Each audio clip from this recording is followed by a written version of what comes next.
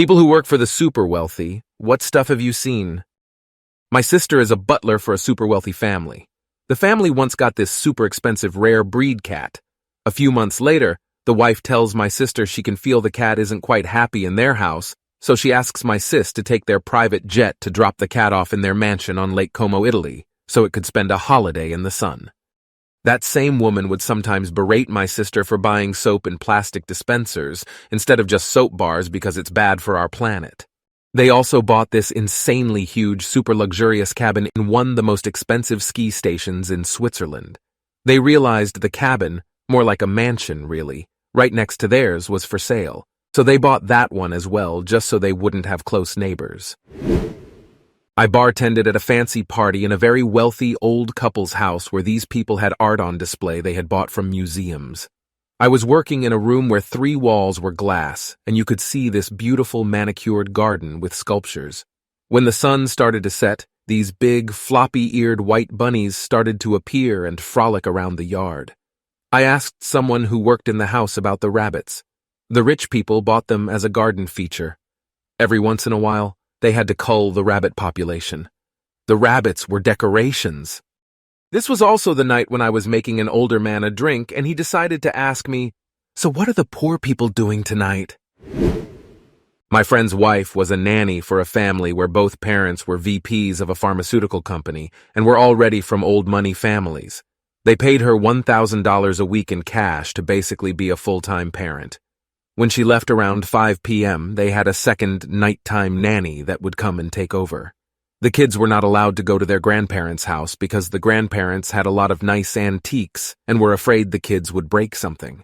When she quit, the kids had to be put in grief counseling because they felt like they lost a parent. The parents would regularly have to ask her what their favorite food was, what they enjoy doing, what clothes they like, and what sizes they wear. She loved the money but said it just became too depressing to keep doing it because of how little they cared about interacting with their children.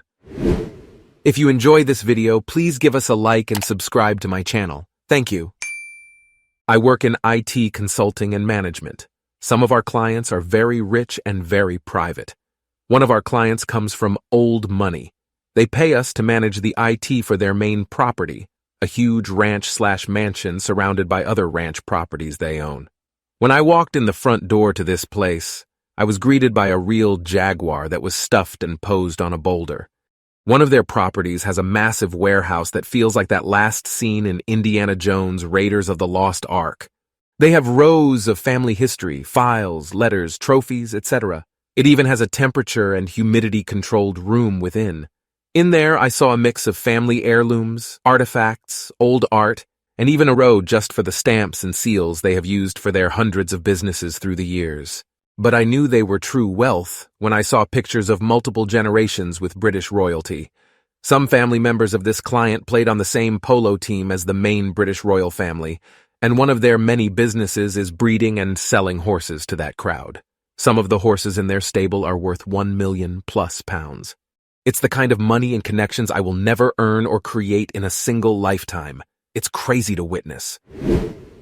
I worked as one of 4 full-time groundskeepers at a large estate, 46 acres of lawn to mow twice a week, 2 clay tennis courts, 3 pools, 1 for the main house, and 1 for each of the 2 guest houses, 100+ acre private lake with boathouse.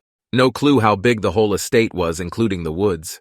My personal favorite was the 3-mile personal racetrack. But what really blew my mind was that he hosted his niece's wedding one summer and paid $350,000 to have this massive willow tree trucked in and planted by the lake for wedding photos, only to pay another $50,000 to have it removed, and the landscaping returned to its original state after the wedding because he did not like the look of it.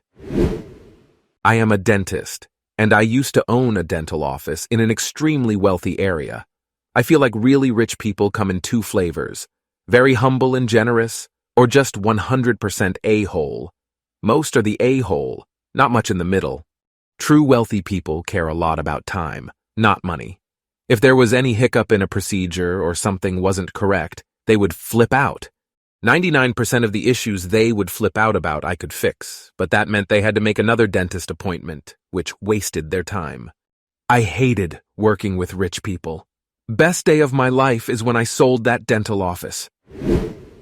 I was the project manager for a mansion built for one of the founders of a major health insurance company here in the US.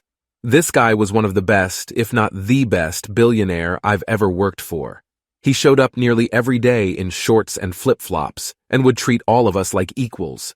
This was around the time that President Obama was about to put out Obamacare.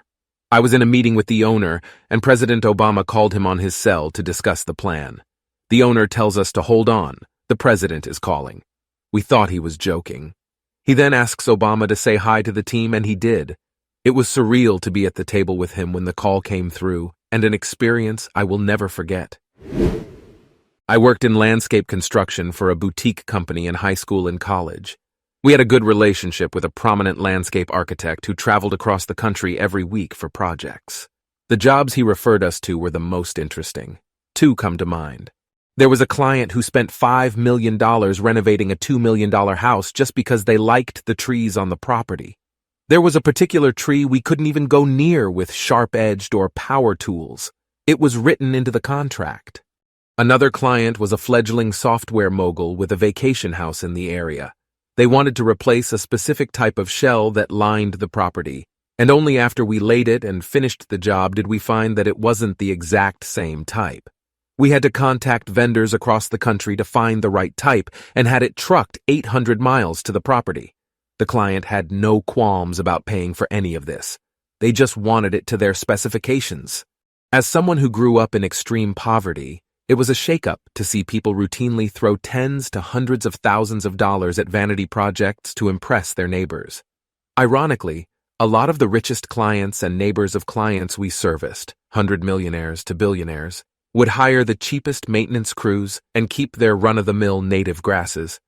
You'd get done working on a $30,000 project for a multi-millionaire, and then farther up the street in their gated community was a billionaire having their lawn mowed by workers who were picked up that morning at a 7-Eleven. Besides the extravagant projects, we dealt with a lot of elderly people who were fairly successful and saved well. They were always very particular about what they wanted, and most made sure to let us hear it if we strayed from their vision. A lot of them loved to talk to us, but there usually was a sense of superiority from them. They'd brag about their grandkids or children who were going to various colleges, and in the same breath, couldn't believe it when they found out I was going to a more prestigious school. It made me realize quickly that even if you work hard, play your cards the right way, and find success, you still probably won't make it into their world. Thank you for watching, and please subscribe to my channel for more Reddit stories. This is Reddit Story Hour. See you in the next video.